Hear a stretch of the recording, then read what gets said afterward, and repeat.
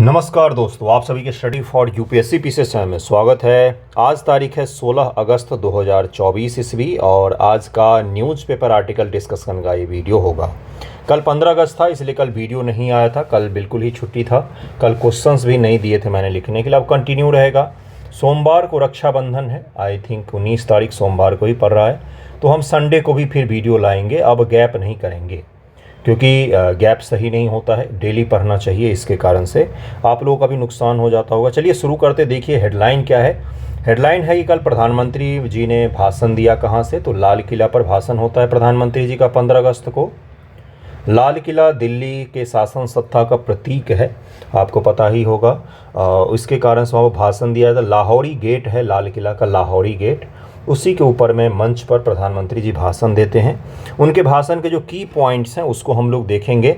हर साल इनके भाषण से जुड़े हुए किसी योजना से सवाल जरूर पूछा जाता है, यूपीएससी हो या स्टेट पीसीएस हो। अगर प्रधानमंत्री जी ने किसी चीज़ की चर्चा की है लाल किला के भाषण में और तो वहाँ से सवाल पूछा जाता है आपसे। तो इस की पॉइंट्स को हम लोग देख लेंगे। 5-6 पॉइंट हैं, 10 पॉइंट है करीब में, उसको देख लेंगे कि क्या क्या उन्होंने बोला है।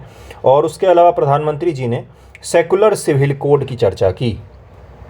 कुछ नहीं है सेकुलर सिविल कोड, कुछ भी नहीं, यूसीसी ही है। UCC uniform civil code. ये वो ढोल है जो आज़ादी के पश्चात से ही बज रहा है और अभी तक बजता ही आ रहा है। 78 वर्ष हो गए हैं, बज ही रहा है।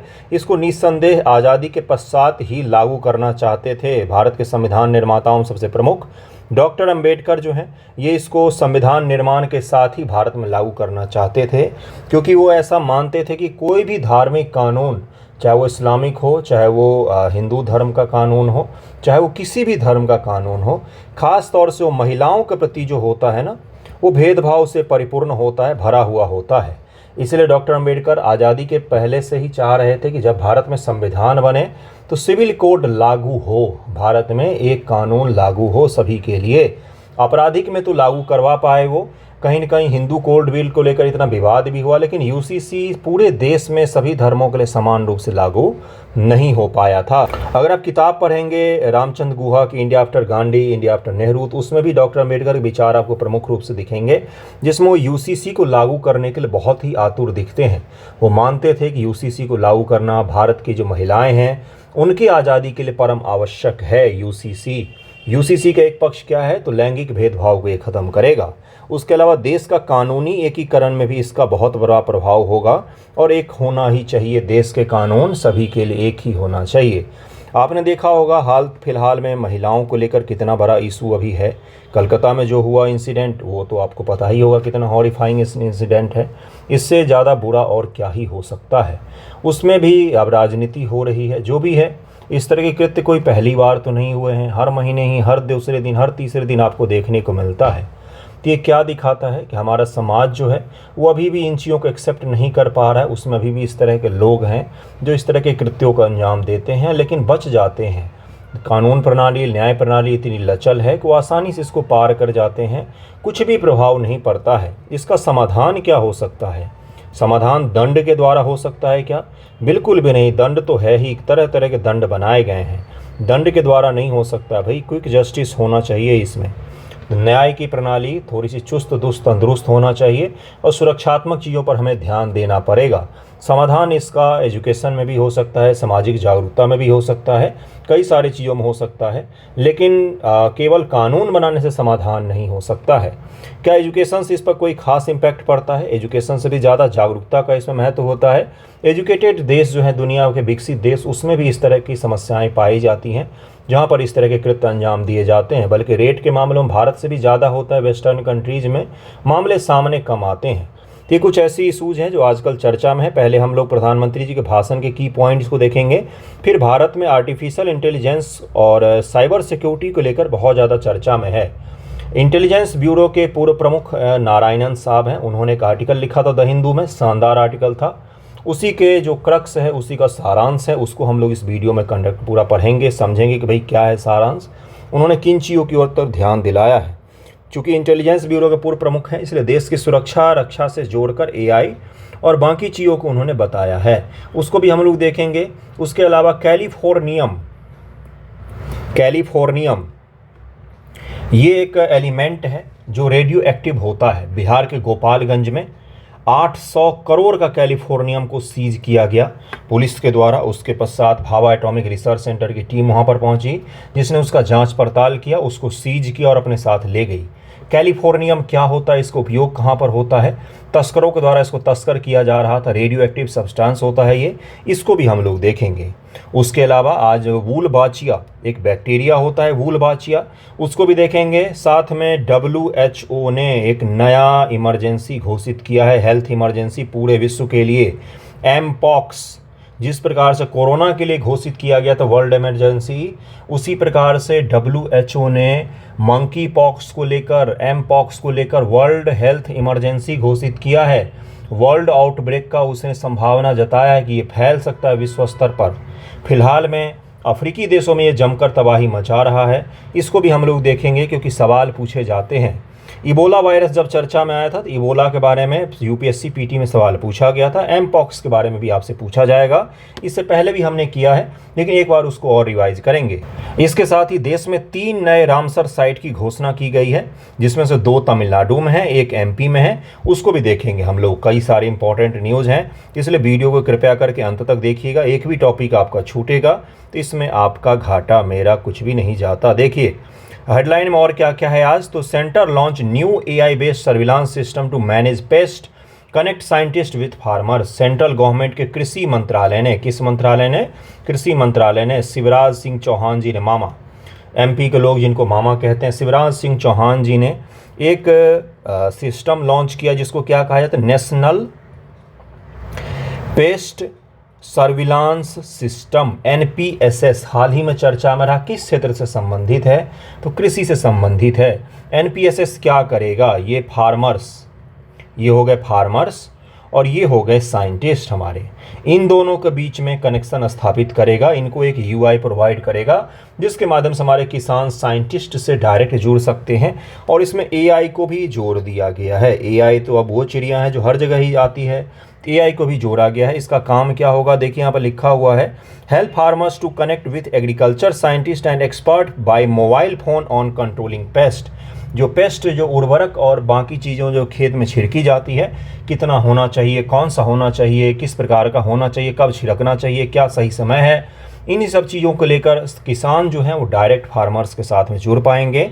इसी को लेकर शिवराज सिंह चौहान जी ने ही इसको लॉन्च किया है। क्या प्रधानमंत्री ने लॉन्च किया, नहीं, कृषि जो हमारे मंत्री हैं शिवराज सिंह चौहान जी, उन्होंने ही इसको लॉन्च किया था। इसको भी ध्यान में रखिएगा। इसका मुख्य काम क्या होगा, analyse latest data using AI tool to help farmers and expert in pest control and management. AI के माध्यम से जो डेटा प्राप्त होगा उसको एनालाइज करना, उसका विश्लेषण करना, विश्लेषण के आधार पर किसानों को मदद करना, पेस्ट कंट्रोल में, पेस्ट जो कि छिड़के जाते हैं उसमें कंट्रोल करने के लिए किसानों को साइंटिस्ट के साथ ये कनेक्ट करेगा।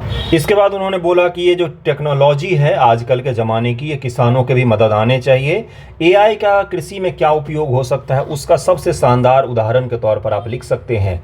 ये मैंने आपको क्या बताया है, पिछली बार का पेपर खोलिए 69 BPSC मेंस का, उसमें से 2 सवाल अभी मैंने चर्चा कर दिया। पहला सवाल जो उन्होंने पूछा था वो UCC पूछा था। दूसरा सवाल जो उन्होंने पूछा था वो था कि भारतीय लेजिस्लेटिव असेंबली में AI का उपयोग क्या हो सकता है। तो अगली बार पूछ सकते हैं कि भारतीय एग्रीकल्चर में AI का उपयोग क्या हो सकता है, तो उसका उदाहरण है ये। ध्यान से समझिएगा चीज़ों को, टॉपिक को कनेक्ट कीजिए कि कहाँ पर क्या पूछ सकता है। केवल हवा में फैक्ट पढ़ने से काम नहीं चलने वाला है। उसके अलावा digital boost to revive solar installation scheme, Bharat सरकार की एक स्कीम है जिसका नाम है कुसुम स्कीम। क्या नाम था, PM कुसुम स्कीम। PM कुसुम का क्या था भाई, फुल फॉर्म इसका था किसान ऊर्जा सुरक्षा एवं उत्तपम। ये देखिए यहाँ पर लिखा, इसका फुल फॉर्म क्या है, किसान ऊर्जा सुरक्षा उत्थान एवं मैनेजमेंट, ऐसे ही करके है। देखिए यहाँ पर लिखा हुआ है महाअभियान, सॉरी, फुल फॉर्म में किसी को भी दिक्कत हो, मुझे खास तौर से हो जाती है, इसको हिंदी में लिख देते। ठीक है, चलिए देखिए क्या लिखा हुआ है, द प्रधानमंत्री किसान ऊर्जा सुरक्षा एवं उत्थान महाअभियान PM कुसुम प्रोजेक्ट है। इसी को फिर से रिवाइव किया जा रहा है। PM कुसुम योजना के बारे में तो हम लोग नेक्स्ट वीडियो में देखेंगे कि क्या है ये, किसान इसमें क्यों जुड़े हुए हैं। इसमें ये कहा गया है कि आप खेतों में फसलों के साथ साथ में सोलर प्लांट भी लगाएं और उससे जो सोलर बिजली का उत्पादन होगा उसका आप अपने लिए भी उपयोग कर सकते हैं। साथ में उस सोलर बिजली को सरकार को भी बेच सकते हैं उस सोलर बिजली को आप सरकार को बेच सकते हैं, ग्रिड में सप्लाई कर सकते हैं। ठीक है, तो कुसुम योजना को हम लोग नेक्स्ट वीडियो में देखेंगे। आज फिर एआई का हम लोग शुरू करते हैं। जो इंटेलिजेंस ब्यूरो के पूर्व जो अध्यक्ष थे उन्होंने लिखा है, बहुत ही शानदार सा आर्टिकल है, बहुत सारे कीवर्ड्स आएंगे, तो कृपया करके उनको ध्यान से सुनिएगा। थोड़ा सा लंबा होगा वीडियो, क्योंकि उस आर्टिकल को मुझे डिटेल में आपको समझाना है, और वो निबंध लेखन में भी मदद आएगा और आंसर राइटिंग में तो आएगा ही आएगा। कीवर्ड्स पर ध्यान दीजिएगा। चलिए शुरू करते हैं, उसको देखते हैं। भारत की साइबर सुरक्षा क्यों चर्चा में है? क्योंकि कुछ दिन पहले आपको पता होगा कि माइक्रोसॉफ्ट में एक बग आ गया था। आपको मैंने पढ़ाया था ना कि पूरे दुनिया भर के माइक्रोसॉफ्ट का जो सिस्टम है वो क्रैश कर गया था। माइक्रोसॉफ्ट जो 365 है वो काम नहीं कर रहा था। तो ये साइबर सुरक्षा, वो साइबर अटैक तो नहीं था, लेकिन हमें ये जानने की ज़रूरत है कि किस प्रकार से एक छोटी सी चीज़ पूरी दुनिया की इकॉनमी को अब परेशान कर सकती है, इम्पैक्ट डाल सकती है। तो इसलिए साइबर अटैक या फिर क्लाउड से जुड़ी हुई चीज़ें या फिर जो रैंसमवेयर हैं या कुछ भी जो आजकल इंटरनेट के माध्यम से नई चुनौतियां पैदा हो रही गवर्नमेंट के सामने, उसमें देश को कैसे सुरक्षित रखा जाए, इसको लेकर आपको समझ होनी चाहिए। आप ही जैसे लोग शामिल होंगे भाई रक्षा सुरक्षा आज न कल, इसलिए इसको समझिएगा। एक चीज़ और है, आंसर राइटिंग को लेकर जो हमारा ऑफर का चल रहा था उसको 19 तारीख तक, रक्षाबंधन तक बढ़ाया है। अगर आपको जुड़ना हो तो आप जुड़िएगा, ईयरली प्रोग्राम में या 6 महीने में, दोनों में ऑफर है। लिखना तो है ही आपको, 70 बीपीएससी पीटी देंगे या नहीं देंगे, पीटी पास करेंगे या नहीं करेंगे, लिखना तो आपको है ही। तो जुड़िएगा अगर आपको लिखना हो तो। डेली आंसर राइटिंग का होता है, डेली ही होता है, संडे छोड़कर और छुट्टियों को छोड़कर। ठीक है, देखिए क्या है भारत के साइबर सुरक्षा। भारत के समक्ष विद्यमान प्रमुख साइबर खतरे कौन से हैं? रैंसमवेयर का प्रकोप। रैंसमवेयर क्या होता है भाई? तो किसी के कंप्यूटर पर कब्जा कर लेना साइबर अटैक के द्वारा। उसके बाद आपको बोलेगा कि आप अमाउंट जमा करो, पैसे हमें पे करो, तब जाकर आपका कंप्यूटर अनलॉक कर देंगे, नहीं तो आपका सारा डेटा जो है उसको हमने इनक्रिप्ट कर दिया है और उसको हम फॉर्मेट मार देंगे, डिलीट कर देंगे, सारा बर्बाद कर देंगे, चोरी कर लेंगे सारा डेटा। तो आप पैसे देते हैं और फिर आप क्या करते हैं, फिर आप अपना कंप्यूटर पर फिर से कंट्रोल हासिल कर पाते हैं। इसी को रैंसमवेयर कहा जाता है। क्या कहा है? तो रैंसम मांगा आपसे क्या मांगा? तो भाई पैसा मांगा। भारत में हाल ही में रैंसमवेयर हमलों में वृद्धि देखी गई, जहां स्वास्थ्य सेवा क्षेत्र विशेष रूप से असुरक्षित हैं। सिक्योरिटी सॉफ्टवेयर निर्माता क्विक हिल का नाम सुना होगा आपने, उसने भारत में वानाकाय रैंसम हमले के 48,000 से अधिक मामलों का पता लगाया। क्विक हिल ने बताया कि भारत में 48,000 से ज़्यादा मामले रैंसमवेयर के देखे गए हैं। 2018-19 को याद कीजिए, वानाक्राई और कई सारे रैंसमवेयर अटैक हुए थे पूरी दुनिया में। नवंबर 2022 में एम्स दिल्ली पर साइबर हमले का मामला प्रकाश में आया, जहां पर एम्स के क्या हुआ था, तो सर्वर को हैक करके कम से कम 6,000 प्रयास किए गए थे, ICAR के भाई किए गए हैं। और एम्स में क्या हुआ था, जितने भी पेशेंट के इंफॉर्मेशन सिस्टम था सारा उन्होंने हैक करके बंद कर दिया था, और एम्स का जो था कंप्यूटर से काम लगभग बंद ही हो गया। तो सोचिए जरा, एम्स कितना बड़ा अस्पताल है, एक छोटा मोटा शहर जैसा है, आप उसके अंदर जाएंगे तो उस पर अटैक हुआ था इतना बड़ा। ICAR पर भी हुआ, ये भारतीय चिकित्सा अनुसंधान परिषद जो है उस पर भी अटैक हुआ। भारत के लोगों का आधार का डेटा चोरी हुआ था, उस पर भी अटैक हुए थे। फिशिंग पैराडॉक्स, भारत में 2023 में 79 मिलियन से अधिक फिशिंग हमले दर्ज किए गए। फिशिंग क्या होता है भाई? आपको पेज दिखेगा, जैसे इंस्टाग्राम है, इंस्टाग्राम पर आप लॉगिन करते हैं अपना यूज़र नेम डालकर और पासवर्ड डालकर, सेम वैसा ही उसको सोर्स कोड दबाकर उसका सोर्स कोड कॉपी आप भी कर सकते हैं। गूगल क्रोम में 2 स्टेप में 2 बटन दबाएंगे तो कॉपी हो जाता है। उसको HTML में सेव कर लिया, उसमें एक बैक पर किसी और सर्वर को जोड़ दिया और किसी को भेज दीजिए। ये क्या हो गया, ये डुप्लीकेट बन गया इंस्टाग्राम को। उस पर कोई अपना यूज़र नेम और पासवर्ड डालेगा ना तो उसके बाद कुछ नहीं खुलेगा, लेकिन वो यूज़र नेम और पासवर्ड आपके पास में मेल आ जाएगा। ठीक है, इसको क्या कहा है? तो फिशिंग कहा जाता है, किसी भी पेज का डुप्लीकेट पेज बनाना। इसलिए कृपया करके जब भी कहीं पर यूज़र नेम और पासवर्ड डालें तो ऊपर देख लें कि सही है कि नहीं, HTTPS लिखा हुआ है कि नहीं। ये लिखा रहता है तो सिक्योर माना जाता है उसको। अगला देखिए, इसके उदाहरण भारतीय स्टेट बैंक उपयोगकर्ताओं लक्षित करने वाले फिशिंग अभियान शामिल है, जहां धोखेबाजों ने लाखों ग्राहकों को नकली SMS भेजकर उनकी बैंकिंग क्रेडेंशियल चुराने का प्रयास किया। यह रुझान उपयोगकर्ता शिक्षा और उन्नत ईमेल सुरक्षा समाधान के महत्व को रेखांकित करता है। क्लाउड की पहली, चूंकि भारत तेजी से क्लाउड प्रौद्योगिकी को अपना रहा है, जहां वह 2028 तक समग्र भारतीय सार्वजनिक क्लाउड सेवा बाजार के 24.2 बिलियन रुपए की डॉलर तक पहुंचने की उम्मीद है। क्लाउड संबंधी सुरक्षा खतरे गंभीर चिंता का विषय है। क्लाउड का मतलब होता है कि ऑनलाइन ही सब कुछ काम करना, सारा का सारा काम जो होता है वो दूर बैठ के कहीं पर भी किया जा सकता है। जैसे आपके मोबाइल में कोई चीज़ स्टोर है, उसको आप उस मोबाइल के माध्यम से ही एक्सेस कर सकते हैं। लेकिन आपने कहीं जीमेल पर कोई चीज़ स्टोर किया हुआ है या गूगल फ़ोटोज़ में स्टोर किया हुआ है, तो आप गूगल फ़ोटोज़ को भले ही किसी के भी अपने फ़ोन से खोलें, किसी कंप्यूटर से खोलें, आप उसको एक्सेस कर सकते हैं। यानी कि ये कहाँ पर स्टोर है? ये क्लाउड पर स्टोर है। ये कहीं पर फिजिकली स्टोर नहीं है, क्लाउड पर है, जहाँ पर आप यूज़र नेम पासवर्ड डाल के किसी भी दुनिया के कंप्यूटर से इसको एक्सेस कर सकते हैं। तो ये जो सर्विस होती है, इस पर भी कई बार अटैक हुए हैं। अगला है कि IoT क्या होता है भाई? Internet of things. Internet of things का मतलब होता है सामान, ठीक है। अलग अलग सामान आपका इंटरनेट से कनेक्ट हो जाता है, जैसे AC से लेकर वॉशिंग मशीन, आपका फ्रिज, हर चीज़ आपके मोबाइल से कनेक्टेड हो। Internet of things. आप सो के उठें, अपने आप ही आपका जो गीजर है वो पानी गर्म करने लग जाए, टोस्टर है वो टोस्ट तैयार करने लग जाए, इसी को इंटरनेट ऑफ थिंग्स कहा जाता है। ये भी भारत में अटैक हुए हैं, इस पर भी कई सारे अटैक हुए हैं, ये भी देखा गया है। आपूर्ति श्रृंखला की घेराबंदी, सप्लाई चेन सीज। भारत के डिजिटल आपूर्ति श्रृंखलाओं को 2023 में अभूतपूर्व हमलों का सामना करना पड़ा है। आपूर्ति श्रृंखला, सप्लाई चेन का मतलब जो चीज़ें मार्केट में डिमांड होती है उसके अनुसार जो सप्लाई होता है, वो चेन पूरा का पूरा होता है, जहाँ पर कंपनी से निकल कर मार्केट तक आता है। इस चेन को भी बाधित करने का प्रयास किया गया है। दरअसल में अब साइबर हमले किसी पर्सन के द्वारा ही केवल नहीं किए जाते। जैसे कुछ बच्चे होते हैं शैतानी, जिन्होंने नई नई चीज़ें सीखी तो वो हमले करते हैं। ये चीज़ें थोड़ी बहुत होती है। मुख्य रूप से अब साइबर हमले जो हो गए ना, वो संस्थागत हो गया है। इंस्टीट्यूशंस ऐसे बन गए हैं दुनिया भर में जो संस्थागत रूप से टारगेट करते हैं किसी भी गवर्नमेंट को, किसी भी प्राइवेट फर्म को। क्यों टारगेट करते हैं? नुकसान पहुंचाने के लिए। जैसे आरोप लगता है कि चीन की जो आर्मी है, पीपुल्स लिबरेशन आर्मी, ये दुनिया में सबसे बड़ी साइबर फोर्स इसने तैयार की है। नॉर्थ कोरिया के पास भी साइबर फोर्स है, अमेरिका के पास भी है, रूस के पास भी है, भारत के पास भी है। लेकिन भारत के पास छोटी फोर्स है और उजागर भी नहीं किया गया अभी तक कि कितनी बड़ी मात्रा में। और साइबर हमलों को लेकर हम दरअसल में कर क्या रहे हैं, इसको भी आज तक उजागर नहीं किया गया है। ये कुछ ऐसी चीज़ें हैं जिसको आपको ध्यान में रखना पड़ेगा। पैटर्न चेंज हो गया है। पहले क्या होता था? छोटे स्तर पर ये अटैक होते थे, किसी छोटी मोटी कंपनियों के द्वारा किए जाते थे, उस वसूली वगैरह के लिए किए जाते थे। लेकिन अब संस्थागत रूप से नुकसान पहुंचाने के लिए किया जाता है। जैसे एम्स पर अटैक, मुंबई के बिजली सप्लाई जो ग्रिड था उस पर अटैक। ये क्या है? किसी भी देश के बेसिक इंफ्रास्ट्रक्चर सिस्टम को तबाह कर दो तो उस देश में अराजकता फैल जाएगी। अराजकता फैलने से क्या होगा? तो वहाँ पर उथल पुथल का माहौल बनेगा, सरकारें जो हैं वो परेशान होंगी। ये एक संस्थागत तरीका होता है साइबर हमलों का, जो आजकल देखा गया है। भविष्य का वॉरफेयर ही यही है। भविष्य में जो वॉर होंगे वो सीमा पर नहीं लड़े जाएंगे, बल्कि देश के भीतर लड़ा जाएगा, जिसमें डिसइंफॉर्मेशन, AI का उपयोग और क्वांटम कंप्यूटर जब इसके साथ मिल जाएगा तो ये डेडली कॉम्बिनेशन बन के किसी भी देश की इकॉनमी को तबाह कर सकते हैं।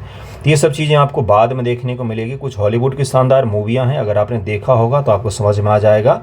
क्रिप्टो अपराधों की लहर, ब्रॉडबैंड इंडिया फोरम द्वारा प्रकाशित रिपोर्ट के अनुसार 2021 में क्रिप्टो करेंसी चोरी में लगभग $3.2 बिलियन मूल्य की वृद्धि हुई है, जो वर्ष 2020 की तुलना में 516% की वृद्धि है। 516% की वृद्धि है, 5 गुने से भी ज़्यादा की वृद्धि है। और आप समझ सकते हैं कितना ज़्यादा वृद्धि हुआ है। इसमें कुछ उदाहरण भी दिए गए। कुख्यात वजीर एक्स क्रिप्टो हाइस्ट का मतलब क्रिप्टो चुराने वाली कंपनी है, जिसने ये चीज़ दिखाया भाई कितने सारे क्रिप्टो करेंसियों को जोखिम में डाला गया। क्रिप्टो करेंसी अच्छा खासा पैसे वाला होता है भाई, मूल्यवान करेंसी होती है, खूब खरीद बिक्री भी की जाती है। भारत में RBI ने इसको रिकॉग्नाइज नहीं किया है। भारत ने क्रिप्टो को मान्यता RBI ने नहीं दिया हुआ है, हालांकि टैक्स लगाती है गवर्नमेंट।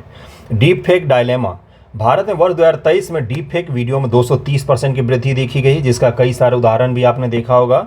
और डीप फेक से सवाल भी आपसे पूछा गया है BPSC मेंस में। पिछली बार BPSC मेंस में डीप फेक से सवाल पूछा गया 69 में, मैंने आपको एग्जाम से पहले करवाया भी था ये। नेक्स्ट देखिए क्या कि भारत में सुरक्षा पेशेवरों की कमी है। भारत को साइबर सुरक्षा पेशेवरों की भारी कमी का सामना करना पड़ रहा है। भारत की प्राइवेट कंपनियां हों या सरकारी कंपनी हो, साइबर सुरक्षा पर 9 के बराबर में ध्यान देती हैं। बैंकें जो हैं सरकारी वो ज़रूर ध्यान देती हैं, जैसे एसबीआई वगैरह होगी, पीएनबी वगैरह हो गई। इसमें साइबर एक्सपर्ट जो होते हैं वो अलग से हायर किए जाते हैं। उनकी तनख्वाह और वेतनमान भी उनका बिल्कुल अलग होता है, क्योंकि वो कम वेतन पर तो काम करेंगे नहीं। लेकिन बाकी जो सरकारी विभाग हैं, कंपनियां हैं, उसमें आपको ज़्यादातर साइबर सिक्योरिटी को लेकर कोई भी आपको जागरूकता नहीं दिखेगा। गवर्नमेंट वेबसाइट सबसे आसान टारगेट होते हैं हैक करना। थोड़ा बहुत भी जिसको पता होगा वो आसानी से गवर्नमेंट वेबसाइट को हैक कर ले जाते हैं। फिशिंग वगैरह का जिनको नॉलेज होता है वो भी कई बार इस तरह के काम कर लेते हैं। भारत में लगभग 8 लाख साइबर सुरक्षा पेशेवरों की कमी है। विशेष रूप से एआई और क्लाउड सुरक्षा जैसी उभरती प्रौद्योगिकियों में इनकी गंभीर कमी पाई जाती है। विशेषज्ञता की यह कमी साइबर सुरक्षा उपायों, घटना प्रतिक्रिया क्षमताओं के कारण बाधा उत्पन्न करती है, जिससे भारत की समग्र साइबर सुरक्षा स्थिति के लिए गंभीर खतरा बन जाता है। जिससे क्या उत्पन्न होता है कि भाई भारत में जब साइबर सुरक्षा के एक्सपर्ट ही नहीं होंगे तो साइबर सुरक्षा कैसे होगा। हालांकि दिल्ली वो जगह है, गाज़ियाबाद वो जगह है जहाँ पर साइबर अटैक सबसे ज़्यादा यहाँ से किए जाने वाले जगहों में से एक हैं। दिल्ली, गाज़ियाबाद, कोलकाता ऐसी जगह है जहाँ से हद से ज़्यादा साइबर अटैक किए जाते हैं। यहाँ पर बैठे जो लोग होते कंप्यूटर लेके वो सब दुनिया भर में करते हैं। दिल्ली में साइबर सिक्योरिटी के लिए आप बहुत कुछ सीख सकते हैं। ऐसी जगहें हैं जहाँ पर शानदार चीज़ें सीख सकते हैं आप। हैकिंग वगैरह, इथिकल हैकिंग, अलग अलग हैकर्स होते हैं, वो आपको एक्सपर्ट मिल जाएंगे दिल्ली में, लेकिन वो संस्थागत नहीं है। वो आपको मिलेंगे नेहरू प्लेस में, ऐसे ही छोटी सी दुकानें बैठे हुए। हनी ट्रैप का खतरा। हनी ट्रैप भारत में एक महत्वपूर्ण साइबर खतरे के रूप में उभरा है, जो विशेष रूप से सरकारी अधिकारियों, सैन्य कर्मियों, हाई प्रोफाइल व्यक्तियों को निशाना बनाता है। ये जो आईबी के पूर्व चीफ हैं, उन्होंने ये सारे खतरे आपको बताए हैं कि किन किन क्षेत्रों हमें दरअसल में खतरा है। ठीक है, अब इसका समाधान क्या हो सकता है? तो सरकारी पहल जो है इसको लेकर, उसको जरा देखिए कि राष्ट्रीय साइबर सुरक्षा नीति।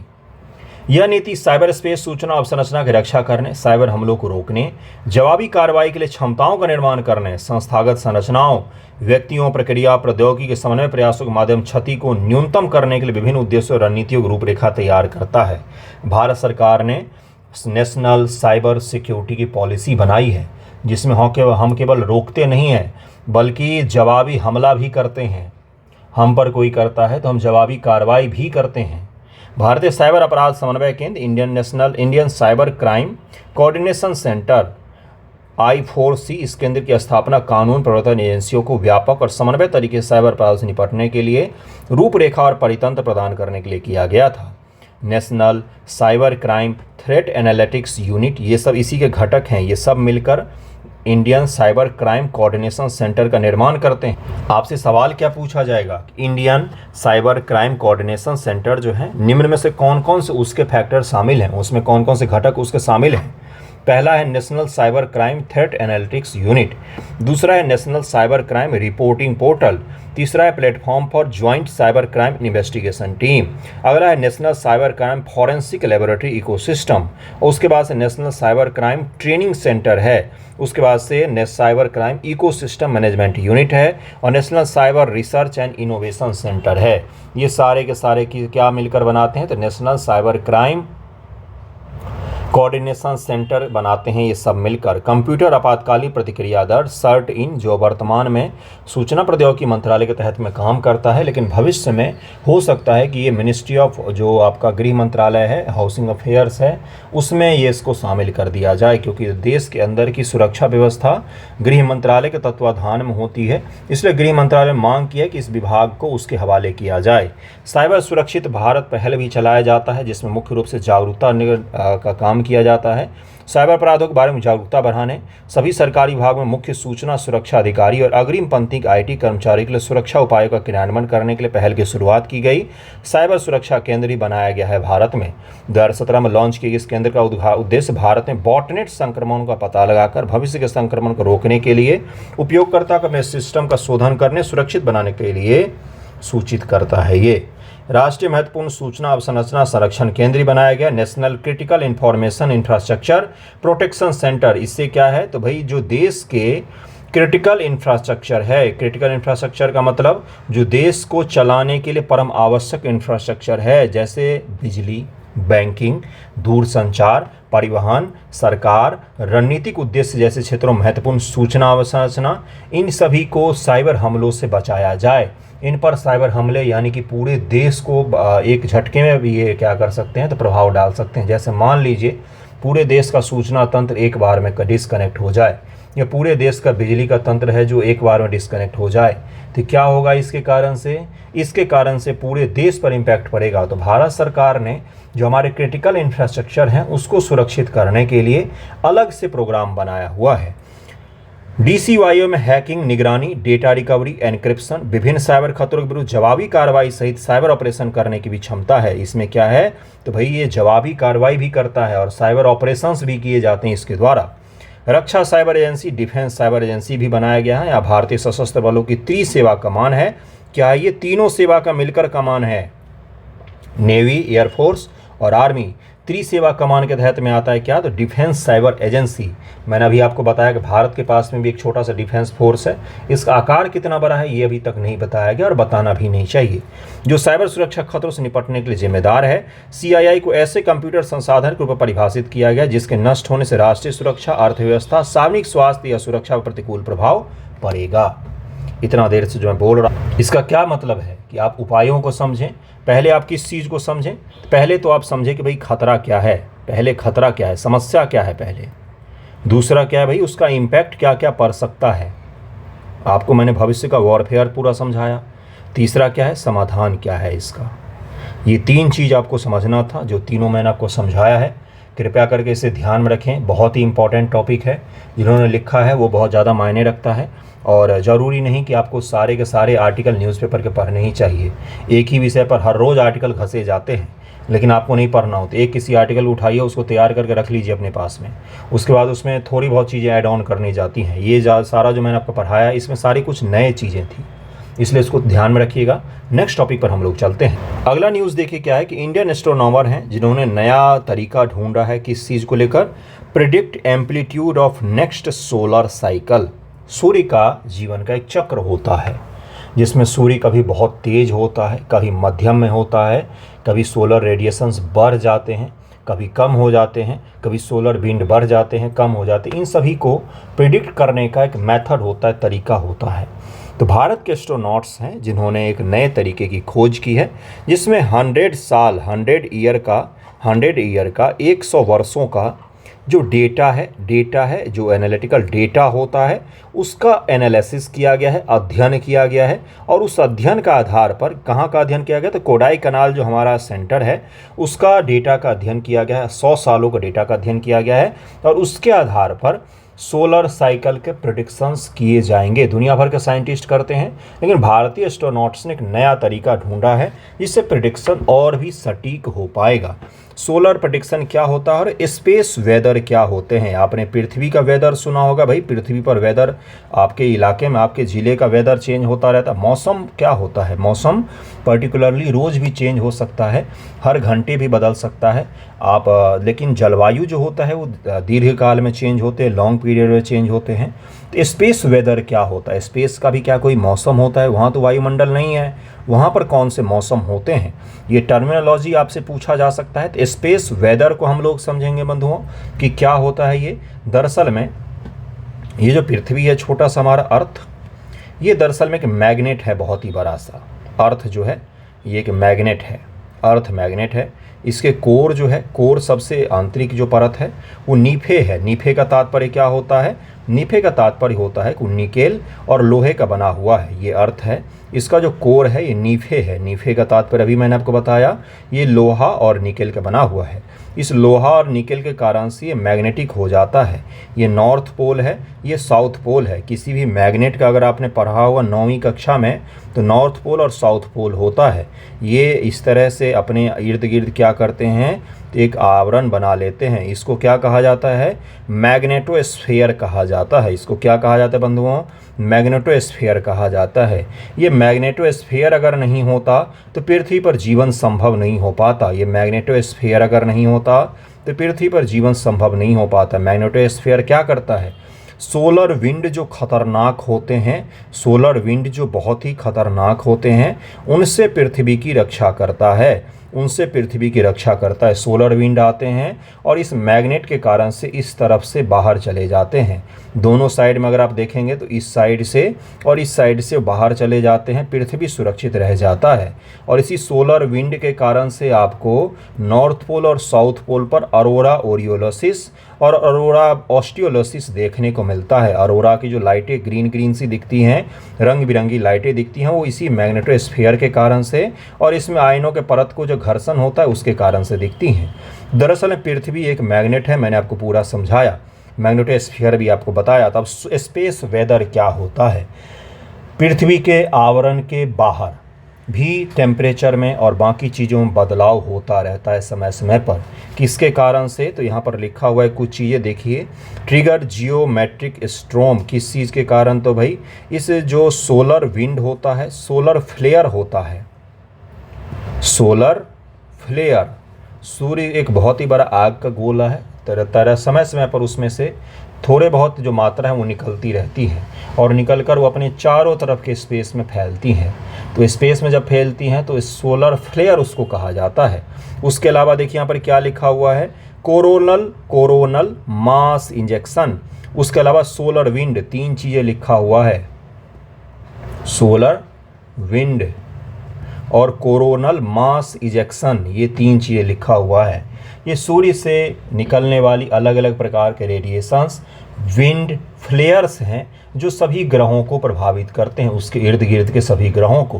पृथ्वी इसलिए बच जाता है क्योंकि मैग्नेटोस्फीयर है हमारे पास में। तो ये जो है ये सोलर विंड और ये सब चीज़ें हैं दो, जिसका संभावना है कि 2024 में पृथ्वी पर देखने को मिलेगा, जिसके कारण से दुनिया भर के जो सैटेलाइट कम्युनिकेशन है, पावर ट्रांसमिशन है, देखिए यहाँ पर लिखा हुआ है कि क्या क्या डैमेज हो सकता है। तो इसके कारण से हमारा जो कम्युनिकेशन सिस्टम है, मोबाइल नेटवर्क, जितने भी नेटवर्क आप देखते हैं, और वो सब एक बार को बंद हो सकता है। पावर ट्रांसमिशन, जो घर में बिजली आती है, वो भी एक बार को जा सकती है। अगर सोलर विंड बहुत पावरफुल हुआ और उसने मैग्नेटोस्फीयर को पार कर लिया तो हमारे सैटेलाइट्स को तबाह कर सकती हैं, उनको बर्बाद कर सकती है। साथ ही पृथ्वी पर जो आपको पावर ट्रांसमिशन दिखता है, बिजली का कनेक्शन दिखता है, ग्रिड फेल्योर की घटना हो सकती है, संपूर्ण पृथ्वी का बिजली कनेक्शन जा सकता है एक साथ। ऐसी संभावना है कि आने वाले कुछ वर्षों में इस तरह की आपातकालीन सेवा उत्पन्न हो सकती है पृथ्वी पर। तो इसके अलावा स्पेस क्राफ्ट, इलेक्ट्रॉनिक्स, जितने भी आइटम हैं उन सभी को नुकसान पहुंच सकता है। तो स्पेस वेदर का तात्पर्य होता है पृथ्वी के बाहरी आवरण के बाहर का वेदर कैसा है, मुख्य रूप से सूर्य के जो एनर्जी है उसके कारण से प्रभावित होते हैं। इसको ज़रूर ध्यान में रखिएगा।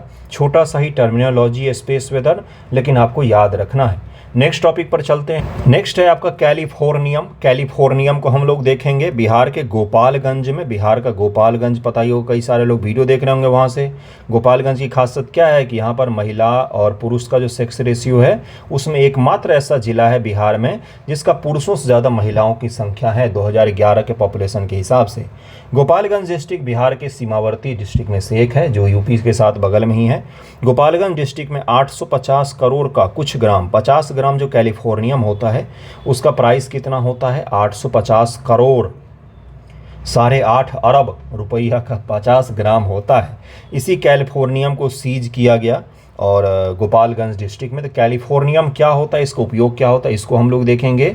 उसके अलावा एक डिटेल आर्टिकल आया हुआ है साइंस करके द हिंदू में, जिसमें वूल बाचिया क्या होता है भाई, ये पिछले साल भी आया था। हर साल बरसात के मौसम में एक बार आता है। ये क्यों? क्योंकि डेंगू के रोकथाम में वूल बाचिया बैक्टीरिया का परम योगदान माना जाता है। कई सारे देशों ने इसको इम्प्लीमेंट करके, जिस तरह से इंडोनेशिया और भी कई सारे देश, सिंगापुर, जिन्होंने शानदार रिजल्ट हासिल किया है। वूल बाचिया का उपयोग भारत में भी होना चाहिए। क्या होता है ये, इसको हम लोग देखेंगे। तो कैलिफोर्नियम और वूल बाचिया को देखते हैं, फिर रामसर साइट पर चलेंगे। देखिए क्या होता है कैलिफोर्नियम, इसका सिंबल होता है CF। एलिमेंट में एटॉमिक नंबर 98 होता है, 98, और रेडियो एक्टिव होता है। रेडियो एक्टिव का तात्पर्य क्या होता है, इसको अगर आप रख देंगे केवल इसको, तो ये अपने आप ही अल्फ़ा, बीटा और गामा किरणों को छोड़ने लग जाएंगे। जैसे यूरेनियम अगर आप लाकर अपने घर में रख दें केवल, तो आपका पूरा घर गर्म हो जाएगा। इसी को क्या कहा जाता है, रेडियो एक्टिव होते हैं। अल्फा, बीटा, गामा का हम एमिशन करते हैं। अगर आपने पीरियोडिक टेबल देखा है कभी, जीवन में देखा ही होगा, तो उस पर रेडियो एक्टिव सब्सटेंस जो होते हैं उनको अलग सिंबल से दर्शाया जाता है। इस प्रकार का सिंबल होता है, कुछ कुछ इस प्रकार का होता है, वो उन पर बनाया हुआ रहता है और उनका एटॉमिक नंबर भी अलग होता है। देखिए यहाँ पर 98 है, एटॉमिक मास 251 यू है। डिस्कवर एल्बर्ट घीरियो और 17 मार्च 1950 को ढूंढा गया। इसको सिल्वर कलर का होता है, सिल्वरली दिखता है, जैसे चांदी का कलर होता है वैसा ही दिखता है। इसका यूज कहाँ पर किया जाता है, यूज से ही आपसे सवाल पूछा जाएगा, इसलिए इसको ध्यान रखिएगा। इसका यूज कहाँ पर किया जाता है, तो देखिए यहाँ पर लिखा हुआ है पोर्टेबल मेटल डिटेक्टर्स, जो धातु की पहचान करने, जैसे आपने देखा होगा अगर आप एयरपोर्ट गए होंगे या रेलवे स्टेशन गए होंगे तो वहाँ पर मेटल डिटेक्टर लगे होते हैं। रेलवे स्टेशन पर तो कोई रोकता नहीं, भले ही मशीन कितना भी आवाज़ करे, लेकिन एयरपोर्ट पर आपको गहन जांच पड़ताल की जाती है। तो पोर्टेबल मेटल डिटेक्टर, पोर्टेबल का मतलब ऐसे मेटल डिटेक्टर जिनको एक से दूसरी जगह पर ले जाया जा सके। एयरपोर्ट वाले तो एक ही जगह रखे रहते हैं, लेकिन मेटल डिटेक्टर जिनको ले जाया जा सके, जिनको पोर्टेबल होते हैं। उसमें identifying gold and silver ores, gold और सिल्वर ओर्स जो होते हैं उनके पहचान में भी। तो अब कहाँ पर भाई, तो जहाँ पर स्वर्ण का खनन कहीं पर करना है या स्वर्ण के ओर्स को तलाशा जा रहा है, कहाँ पर सोना पाया जा सकता है, तो वैसे तलाशी अभियान में भी इसका उपयोग किया जाता है, सोने के निक्षेप और चांदी के निक्षेपों का पता लगाने के लिए। Identify water and oil layers in oil wells and detect metal fatigue and stress in aeroplanes, जो एरोप्लेन होते हैं उनमें भी गड़बड़ियों का जांच करने के लिए इसका पता लगाया जाता है। ऑयल एंड वाटर के रिसोर्सेज कहाँ कहाँ पर हैं, इसके लिए भी इसका पता लगाने में इसका उपयोग किया जाता है। मेटल डिटेक्टर के तौर पर भी इसका उपयोग किया जाता है। Californium has no biological roles, इसका कोई जैविक उपयोग नहीं होता है। It is toxic due to radioactivity, ये जो होता है ये टॉक्सिक होता है रेडियो एक्टिविटी के कारण से। इसको बड़ा ही सावधानी पूर्वक, इसीलिए Bhabha atomic research centre BARC की टीम आ गई गोपालगंज और उसने जांच पड़ताल किया और फिर उसको अपने साथ सीज करके ले गई कैलिफोर्नियम को। तो इसको ज़रूर ध्यान में रखिएगा, कैलिफोर्नियम का उपयोग खासतौर से ध्यान रखिएगा। और एटॉमिक नंबर पूछा जाएगा। हाल ही फिलहाल में कैलिफोर्नियम नामक रेडियो एक्टिव पदार्थ बिहार में सीज किया गया। किस ज़िले में किया गया, गोपालगंज में किया गया। एटॉमिक नंबर 98 है, इसका सिंबल CF है, दिखता चांदी के जैसा है। और इसका उपयोग मैंने आपको बताया है कितना सारा उपयोग है।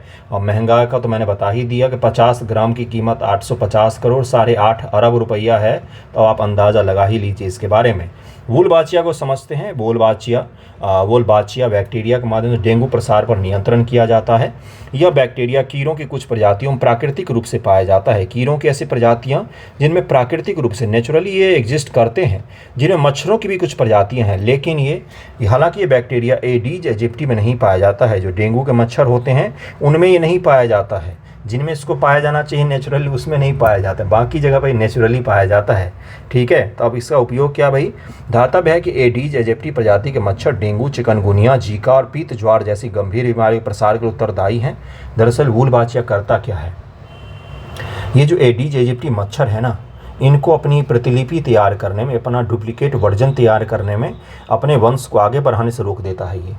जिससे क्या होगा, वंश वृद्धि होगा नहीं, उनका वंश वृद्धि नहीं होगा तो क्या होगा, वो बीमारियां कम फैलाएंगे। इस तरह से कंट्रोल किया जाता है डेंगू को। 2008 में ऑस्ट्रेलिया का अनुसंधान शोध समूह वर्ल्ड मॉस्किटो प्रोग्राम द्वारा एडीज इजिप्टी प्रजाति के मच्छरों में वोलबाचिया बैक्टीरिया की भूमिका पर शोध किया गया, जिसमें ये देखा गया कि भाई एडीज इजिप्टी जो बीमारी फैलाने वाले मच्छर हैं, इनमें हम वोलबाचिया को क्या डाल सकते हैं क्या, और अगर इनमें हम डालने में सफल हो गए तो क्या होगा, डेंगू के जो मच्छर हैं ये बढ़ ही नहीं पाएंगे। इस शोध में पाया गया कि यदि एडीज इजिप्टी मच्छर वोलबाचिया बैक्टीरिया से संक्रमित हों तो डेंगू फैलाने में वो सक्षम नहीं हो पाएंगे। एडीज इजिप्टी मच्छरों में इस बैक्टीरिया की उपस्थिति होने पर डेंगू के विषाणुओं को अपनी प्रतिकृति तैयार करने में कठिनाई होती है, जिससे डेंगू के जो विषाणु हैं, वायरस हैं डेंगू के, वो अपना डुप्लीकेट रेप्लिका तैयार नहीं कर पाते हैं।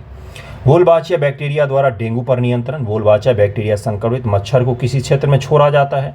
वे अन्य स्थानीय जंगली मच्छरों के साथ संकरण करते हैं, इंटरब्रीडिंग करते हैं। इस प्रकार समय के साथ धीरे धीरे मच्छरों की कई पीढ़ियां प्राकृतिक रूप से वोलबाचिया बैक्टीरिया संक्रमित होने लग जाती है। और इनके संक्रमण से क्या होगा, धीरे धीरे करके पूरा डेंगू परिवार जो है वो संक्रमण में आ जाएगा और डेंगू परिवार संक्रमण आने से हम बच जाएंगे। इस प्रक्रिया में एक ऐसी स्थिति आ जाएगी जब उस क्षेत्र मच्छरों की आबादी का एक बड़ा हिस्सा बोलबाचिया बैक्टीरिया संक्रमित होगा, जिससे मच्छरों को काटने से लोगों को डेंगू होने की संभावनाएं कम हो जाएंगी।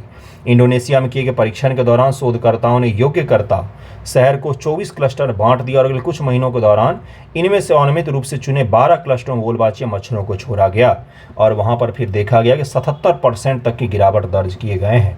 तो ये क्या है, एक शानदार तरीका हो सकता है किससे निपटने का, तो बीमारियों से निपटने का। डेंगू और एजीड एप्टी मच्छर के द्वारा जो जीका और भी कई सारी बीमारियां उत्पन्न की जाती, बीमारियों का नाम देखिए आप यहाँ, जीका, चिकनगुनिया, पीत ज्वार जैसी गंभीर बीमारियां जो होती हैं, इनसे निपटा जा सकता है एक छोटे से उपाय के द्वारा।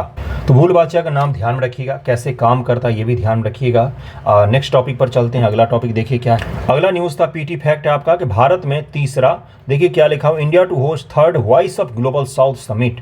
Voice of global south summit, global south का मतलब क्या है भाई, दक्षिण जो विकासशील देश हैं, दक्षिण सहयोग भी आपने सुना होगा, विकासशील देशों का ग्लोबल साउथ समिट। वॉइस का मतलब उनकी आवाज़, एक तरह से मान सकते हो उन सभी का एक मंच प्रोवाइड किया जाता है। इसका तीसरा समिट भारत में ऑर्गेनाइज किया जाएगा, 17 अगस्त से आप देखेंगे इसका ऑर्गेनाइज किया जाएगा। तो इसको जरूर ध्यान रखिएगा। पीटी फैक्ट है आपका, दिल्ली में होगा ये, तो इसको भी ध्यान रखिएगा, बहुत ही इंपॉर्टेंट हो गया पीटी फैक्ट के तौर पर। अगला देखिए रामसर साइट के बारे में है। रामसर साइट को 16 अगस्त की घोषणा की गई, 15 अगस्त को घोषणा किया गया है रामसर साइट को, जहाँ 3 नए रामसर साइट की पहचान की गई है। भारत में कितने रामसर साइट हो गए वो भी देखेंगे हम लोग। ये पीआईबी का मैंने उठाया है, न्यूज़पेपर में भी आपको मिल जाएगा। केंद्रीय मंत्री श्री भूपेंद्र यादव ने कहा कि भारत ने स्वतंत्रता दिवस 2024 की पूर्व संध्या पर रामसर स्थलों की सूची में 3 और आर्द्र भूमियों को जोड़ लिया है। 14 अगस्त को जोड़ा गया है। इसके जुड़ने के साथ ही देश में रामसर स्थलों की संख्या 85 हो गई है, 85 हो गई है। क्या बिहार में कोई रामसर स्थल है? अगर है तो आप ज़रूर कमेंट करके बताएं। 13,58,068 हेक्टेयर क्षेत्र में फैली हुई है ये रामसर साइट। रामसर आर्द्र भूमियाँ होती हैं। आर्द्र का मतलब क्या होता है? आर्द्र भूमि होती है। आर्द्र का मतलब क्या होता है? वेट, भीगा हुआ, वेट लैंड बोलते हैं, वेट लैंड। वेट का मतलब भीगा हुआ, लैंड का मतलब तो आपको पता ही है, यानी कि ऐसे क्षेत्र जहाँ पर जल और भूमि दोनों का समावेशन हो, उसी को वेटलैंड कहा जाता है। वेटलैंड प्राकृतिक भी हो सकते हैं और मानव निर्मित भी हो सकते हैं। जैसे धान का खेत एक वेटलैंड है और एक बड़ा सा झील, वो भी वेटलैंड में आ सकता है। तमिलनाडु में नंजरायन पक्षी अभयारण्य किस राज्य में है? तो ये तमिलनाडु में है। और काजू वैली पक्षी अभयारण्य, ये दोनों तमिलनाडु में है। इन दोनों को जरूर ध्यान रखिएगा, ये दोनों तमिलनाडु में है। मध्य प्रदेश में तावा जलाशय 3 नए स्थलों में शामिल है। तीनों का नाम जरूर ध्यान रखिएगा। एमपी में एक है, 2 तमिलनाडु में है। देश ने 2014 से 24 के दौरान रामसर स्थलों की सूची में 59 नए आर्द्र भूमियों को जोड़ा है, यानी कि 85 अब हो गए हैं, जिसमें से 59 जो हैं ये पिछले 10 सालों में जोड़े गए हैं। मोदी जी के गवर्नमेंट ने 59 नए रामसर स्थलों की पहचान करवाई है पूरे देश भर में और उनको रामसर स्थलों में शामिल किया है। ये नए नामित स्थल देश में आर्द्र भूमि संरक्षण प्रबंधन के लिए मंत्रालय द्वारा दी गई महत्वपूर्ण नीति के प्रमाण है। इसमें क्या है, केंद्रीय पर्यावरण वन जलवायु परिवर्तन मंत्रालय ने बताया कि भाई इस तरह से नामित किया गया है और 82 से बढ़कर 85 हो गई है। उसी न्यूज़ का विस्तार से यहाँ पर लिखा हुआ है। भारत ने 1971 में ईरान में रामसर में हस्ताक्षरित रामसर कन्वेंशन के अनुबंधकारी पक्षों में से एक है। भारत ने 1 फरवरी 1982 को कन्वेंशन पर हस्ताक्षर किया था। 1982 में भारत ने इस पर हस्ताक्षर किया था। 82 से 2013 के दौरान कुल 26 रामसर स्थलों की पहचान की गई थी। 2014 से 2024 के दौरान 59 नए रामसर स्थलों की पहचान की गई है। वर्तमान में तमिलनाडु में सबसे अधिक रामसर स्थल 18 स्थल हैं। उसके पश्चात उत्तर प्रदेश का स्थान आता है दूसरे नाम पर। दूसरे स्थान पर कौन है? तो उत्तर प्रदेश है, जहां पर 10 रामसर स्थल हैं। पहले स्थान पर कौन है? तो तमिलनाडु है, जहां पर 18 वेटलैंड्स हैं। 18 वेटलैंड्स हैं, रामसर स्थल में शामिल हैं। ये भी सारे के सारे वेटलैंड क्या रामसर में शामिल होते हैं? कतई नहीं, कुछ ही रामसर में शामिल हो पाते हैं। रामसर क्या है? तो रामसर जगह है ईरान में जहां पर वेटलैंड को लेकर समझौता हुआ था, इसीलिए उसको रामसर स्थल कह दिया जाता है। इसको जरूर ध्यान रखिएगा। सबसे ज़्यादा किस राज्य में है? तमिलनाडु में। और दूसरे स्थान पर उत्तर प्रदेश का नाम आता है। आपको ये बताना कि सबसे कम किस राज्य में है और कौन से ऐसे राज्य हैं जहाँ पर एक भी रामसर स्थल नहीं है। ये 2 चीज़ आपको बताना है। नेक्स्ट टॉपिक पर चलते हैं। अगला टॉपिक है आपका कि प्रधानमंत्री मोदी जी ने भाषण में कौन कौन से मुख्य पॉइंटों पर कल बातचीत की है। बस एक पॉइंट के रूप में हम लोग उसको देखेंगे। अगर इसमें किसी योजना की बात होगी तो उसको हम लोग आने वाले वीडियो में पढ़ेंगे। जैसे उन्होंने बोला कि 75,000 नए मेडिकल सीट बनाए जाएंगे मेडिकल कॉलेजों में। 75,000 देश के मेडिकल कॉलेजों में सीटों की संख्या बढ़ाई जाएगी या कुछ मेडिकल कॉलेज भी और खोले जा सकते हैं। पहला चीज़ तो उन्होंने ये बोला। उसके अलावा उन्होंने बोला कि विकसित भारत 2047 का संकल्प लिया गया है भारत सरकार के द्वारा। 2047 तक भारत को विकसित भारत बनाना है। और एक चीज़ उन्होंने बोला कि $30 ट्रिलियन की इकॉनमी हम बनाएंगे। $30 ट्रिलियन की इकॉनमी हम लोग बनाने जा रहे हैं 2047 तक। अभी वर्तमान में भारत की इकॉनमी लगभग $3 ट्रिलियन के आसपास में है। आने वाले कुछ सालों में 10 गुना कैसे बढ़ जाएगा हमें नहीं पता। उसके अलावा उन्होंने बोला कि भारत के स्टूडेंट भारी संख्या में बाहर पैसा खर्चा करते हैं और जिसके कारण से बहुत सारा पैसा बाहर चला जाता है। हम भारत में ही इतने सारे मेडिकल सीट बनाएंगे जिससे देश में ही ये बच्चे पढ़ सकें। उसके अलावा उन्होंने सिविल कोड की बात की। यूनिफॉर्म सिविल कोड का उन्होंने नया नाम दे दिया सेकुलर सिविल कोड, है ना। उन्होंने बोला कि ये सोसाइटी के लिए बहुत ज़रूरी है और ये भारत में समरसता स्थापित करेगा, हारमोनी स्थापित करेगा, भेदभाव को कम करेगा, धार्मिक भेदभाव को कम करेगा, लैंगिक भेदभाव को भी कम करेगा। इस तरह की बातें भी उन्होंने की।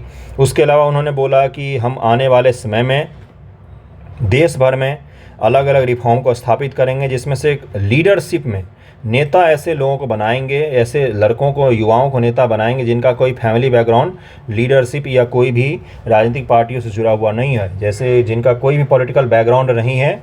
इस तरह के हम 1 लाख यूथ को पॉलिटिक्स में शामिल करने जा रहे हैं जिनका कोई भी पॉलिटिकल बैकग्राउंड नहीं है। राजनीति कोई ख़राब चीज़ नहीं होती है, बस करने का मोटिव सही होना चाहिए, तरीका सही होना चाहिए। जिस माध्यम को अपनाकर आप राजनीति में आगे बढ़ना चाहते हो माध्यम सही होना चाहिए। गाली गलौज करके एक दूसरे धर्म को गाली देके राजनीति करना बहुत आसान होता है, मुद्दों पर राजनीति करना बहुत ही कठिन होता है। अगला देखिए इसी में क्या है। उन्होंने एक और स्लोगन दिया, design in India design for world, यानी कि एक तरह से मेक इन इंडिया का ही अगला पहल है ये, डिजाइन इन इंडिया और डिजाइन फॉर वर्ल्ड। ये उन्होंने नारा दिया कि भाई दुनिया के लिए हम बनाएंगे और भारत में बनाएंगे। एक तरह से make in India make for world जो है ना, उसको नया शब्द उन्होंने दे दिया, design in India design for world. उन्होंने बोला कि विकसित भारत जो है ये केवल नारा नहीं है, ये बार बार उन्होंने बोला ये केवल एक नारा नहीं है। मैंने भाषण सुना, आपको भी सुनना चाहिए हमेशा ही। प्रधानमंत्री जी का लाल किला का भाषण हमेशा ही सुनिए, उसमें से कई सारे ऐसे पॉइंट निकल आएंगे जो आपसे पूछा जा सकता है। उन्होंने बोला कि ये केवल नारा नहीं है बल्कि 140 करोड़ जो देशवासी हैं इनका ये सपना है और कैसे पूरा होगा इसके लिए उन्होंने रोड मैप अभी नहीं बताया है। उसके अलावा उन्होंने बोला कि हम आने वाले समय में दुनिया में G20 देशों के साथ के मिलकर भी काम करने वाले हैं और क्लाइमेट चेंज से लेकर अलग अलग मुद्दों पर भी काम करने वाले हैं। एजुकेशन के क्षेत्र में उन्होंने बोला कि नालंदा का जो एजुकेशन का पैटर्न रहा है उसको पूरे देश में हमें अपनाने की आवश्यकता है। उन्होंने एक शानदार से शब्द यूज़ किया, reviving Nalanda spirit in education so that instead of India, Bharat के लोग जो बाहर जाते हैं ना पढ़ने के लिए, तो बाहर के बच्चे भारत में आए पढ़ने के लिए। इस तरह की उन्होंने बात की कि नालंदा यूनिवर्सिटी का जो एक प्रतिष्ठा था वो यही था कि पूरे दुनिया से लोग पढ़ने के लिए नालंदा में आते थे। हमें उस स्पिरिट को स्थापित करना पड़ेगा भारत में, इसकी भी चर्चा की है, यानी कि नालंदा यूनिवर्सिटी की चर्चा की है। कृपया करके इसका इतिहास पूरा पढ़ के जाएँ, एग्जामिनेशन PT एग्जाम में आपसे पूछा जाएगा। उद्घाटन भी कुछ समय पहले किया गया है। इन सभी चीज़ों को ध्यान में रखिएगा जो मुख्य मैंने आपको पॉइंट बताए हैं। इसमें उन्होंने कुछ चीज़ों की चर्चा की है, जैसे 2047 विकसित भारत, इस पर हम लोग ज़रूर चर्चा करेंगे कि इसका रोड मैप क्या होना चाहिए, इसमें बाधा कौन कौन सी उत्पन्न हो रही है और किन माध्यमों के द्वारा हम इसको पा सकते हैं। एक्सपर्ट इस पे बहुत सारा लेख लिखते हैं तो उस लेख को भी हम अध्ययन करेंगे आने वाले दिनों में। उसके अलावा उन्होंने बांग्लादेश के माइनॉरिटीज़ की भी चर्चा की जो वाकई बहुत बड़े संकट में हैं, अभी भी हैं। हालांकि कुछ घटनाएं कम जरूर हुई हैं लेकिन वाकई बहुत बड़े संकट में है वो, उसकी भी उन्होंने चर्चा की। आने वाले वीडियो में हम लोग नालंदा को एक बार डिटेल में पढ़ेंगे। उसके अलावा जो उन्होंने 2-4 योजनाओं की चर्चा की है, कुसुम योजनाओं की चर्चा की है, इसको भी पढ़ेंगे। आज का वीडियो यहीं पर एंड होता है। कैसा लगा है ज़रूर बताइएगा। थैंक यू सो मच आप सभी का वीडियो देखने के लिए।